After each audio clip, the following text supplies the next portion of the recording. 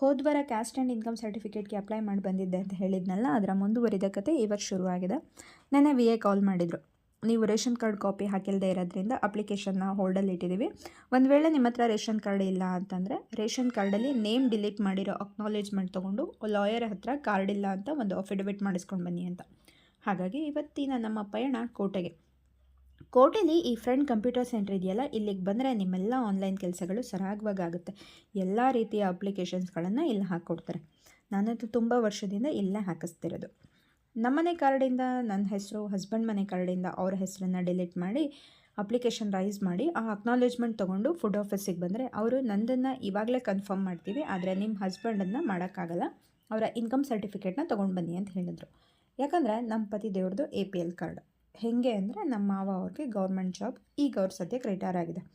ಹಾಗಾಗಿ BPL card ಕೊಡೋಕ್ಕಾಗಲ್ಲ ನಿಮಗೆ ಅಂತಿದ್ದಾರೆ.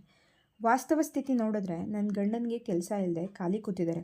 ಹಾಗಾಗಿ ಇವತ್ತಿನ ಕೆಲಸ ಸಕ್ಸಸ್ ಆಗಲಿಲ್ಲ. ನಾಳೆ ಮತ್ತೆ ಇನ್ನೊಂದು ಅಟೆಂಪ್ಟ್ ಮಾಡೋಣ.